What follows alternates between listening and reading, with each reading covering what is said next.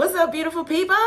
Welcome to my channel, you guys. Hello to my beautiful subscribers. If you're new to my channel, how you doing? I am your girl, Mommy So True. You guys, I'm back with another video. We are talking about narcissism. We're educating about narcissism. We're learning about the narcissist so that we can continue to thrive. I believe that the more that you know, the more that you understand about a narcissist, you will understand what you're dealing with, and it will make sense for you to make the right decision for your life. Hopefully, that is to get away, run for your life, run for cover. Okay? Go no contact. Find a way to disappear and abandon this duck.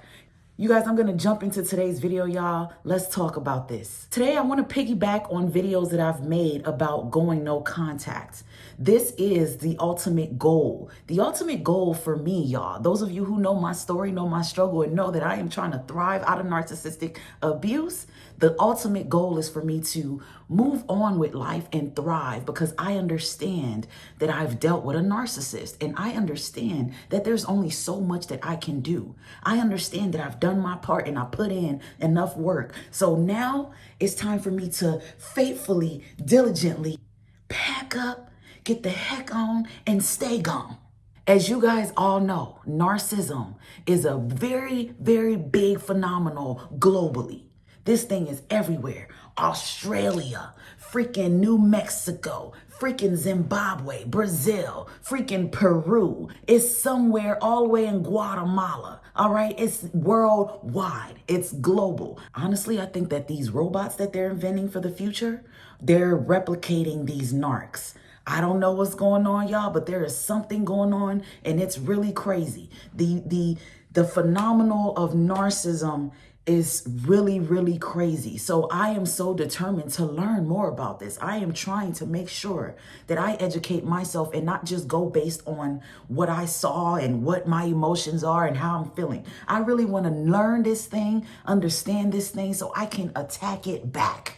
Just like it attacked me, I want to attack it back. So today I am going to talk to you guys about how the mind of a narcissist really works, so you can understand no contact and you can understand the power behind no contact, why you may never have a fulfilling, loving life with a narcissist. Honestly, I say that narcissism is a global phenomenon, because just look at the world around you. When you go to the grocery store, it seems like maybe 75% in the grocery store are narcissistic people.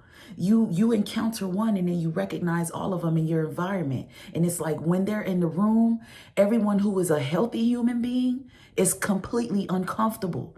When you recognize narcissistic beings in a room or in an environment, it becomes completely uncomfortable. They're the reason why anxiety is through the roof globally. They're the reason why PTSD is through the roof globally. Everybody has some type of anxious being in them, some type of nervousness in them, some type of unsettling feeling in them, because narcissists are everywhere. That's why I'm like, damn, are these people the future? What is going on here? A narcissist is a challenged individual. They have a challenged individuality. You've seen them cry when y'all made love. You've heard them tell you genuinely that they love you. You felt it sometimes. They made it sound and feel so good that you really, really fell hard for this narcissist. But you need to understand the mind of a narcissist. A narcissist loves you, and a narcissist also loves their favorite pizza. Both of those to a narcissist is just a commodity. A narcissist is like a beautiful mansion or a beautiful building.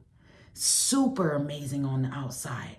The architect is probably rare, but the inside, there's nothing and nobody there. It's an empty mansion. That's why when you talk to them, it's like you're talking to a brick wall. Nothing changes after you talk to them. Giving them advice is a bad thing to do, because you're talking to an empty person. You're actually insulting them by telling them to go get help, by telling them that you want them to do better for you and your family. The narcissist was able to make you feel like you guys were going to make it. That's why you laid down and had kid after kid after kid with them. They made you feel so connected to them. They made you think that marrying them was the best thing that you were doing at that time. This is because a narcissist knows how to be a reflection of everything they've ever seen or everyone they've ever encountered in their life. They know how to reflect being a good husband or a good wife or a good girlfriend or a good boyfriend in the beginning. They have no real true self. They really don't know who they are. They are just a little bit of everybody. A little bit of everybody they've been with, a little bit of everybody they like or admire. A narcissist just picks up the emotions of everyone else. They pick up what other people are doing, what they see on social media, on TV and movies, things that they fantasize about. They do not live in reality. That's why being with them is so hard and so difficult, and trying to live a meaningful life with a narcissist is impossible. In psychology, the way a narcissist thinks is known as paradoxical thinking. Hopefully I said that word right. This is when a person has the ability to have contradicting thoughts and beliefs. This is a narcissist. A narcissist can make themselves think that something is good and bad at the same time. That's not what a healthy person does. That's the mind of a narcissist. They are contradicting themselves emotionally. Everything they do is a contradiction. There is no yes and there is no no. That's why they can't just be married and be faithful. No. There's, I want to be married, but I also want to be promiscuous because I want to have control over my life and everybody else's life. They might have a belief of being married and believe in being married, but they contradict themselves because in their thoughts, in their mind, they're still visualizing having sex with the whole neighborhood. So that's very contradictory. That's why they're so difficult to be with. This is why you get to a point where you get fed up and you become done. And you get into the phase of, I'm walking away, I'm staying away, and I'm going no contact. This is craziness. This is why you can't make sense of a narcissist, because their thinking is really crazy. This contradicting thinking is really what you see when you're living with them, when you're dealing with them. The goal of the narcissist was to make you believe that you have zero power in the relationship, but that is all false. That is all false, because behind that narcissist is a little child, a little girl or a little boy that is completely afraid of really being who they are, because number one, they don't know who they are. And number two, who they are was shamed as a child. Who they are was taken and stolen from them as a child. Who they are is confused. They are a little bit of everything and everybody that they are around. That's why when they lose those people, they lose those supplies, that grade A supply that you were. When they lose you, they are empty. They are empty. They are lost because they're living off of your reflection. They're living off of the reflection of your children. They're living off of the reflection of anybody who is giving them any type of narcissistic supply, whether it's good sex, money, compliments, validating their emotions, whatever it is that they needed, that they need from you. Once you cut off that lifeline, they are empty, because all along you had all the power. They had zero power. You had 100% of the power. When you're dealing with a narcissist, you are the most powerful person in the situation. They try to come off as 100% powerful. That is the genius of the narcissist, is to try to make you believe that you're the weak one. They're determined to try to beat you down emotionally, physically, because they want you to feel like you cannot defeat them. They want to walk out of that door feeling like they came in with control and they're leaving with control. That's why you take power when you go no contact. You take power when you reverse the cycle of the narcissist. How do you reverse the cycle of the narcissist? You detach, y'all. You stop showing emotion. You stop showing when you're sad. You stop showing when you're happy. You stop letting them see you cry. You stop letting them see that you're fighting for the relationship. Stop showing emotion. You stop providing any type of emotional information to a narcissist, because your emotions can and will always be used against you. A narcissist does carry empathy. You know what it's called, though? It's called cold empathy. It's not the same empathy you and I carry. It's not the same empathy you and I know of. When we see someone sad, we actually want to do things to make them feel better. We actually want to do stuff to make sure that they don't feel that same type of sadness again. We want to make sure that we address whatever emotion it is to help them later on. So next time they're feeling that emotion, they remember that you comforted them. You told them something that's going to help them when they feel that emotion next time. But not for a narcissist. That cold empathy means that when they see that you're sad, now they got to think of what they can get from that. What type of goal can they achieve watching you sad? So you crying, okay, let me go over there and make her feel better, because maybe later on she gonna give me some of that ass. Maybe later on I'll talk her into giving me her next paycheck because I want to get a new car. Maybe next time I need something, I'm gonna bring this very incident up and let her know how I was there for her. In the mind of a narcissist, your emotions become an opportunity for them to get something.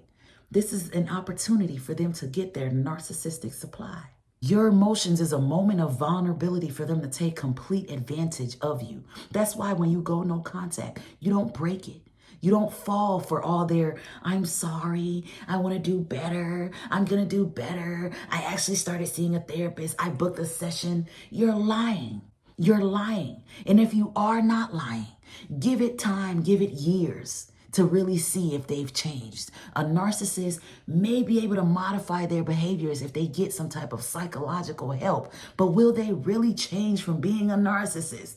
Hell no.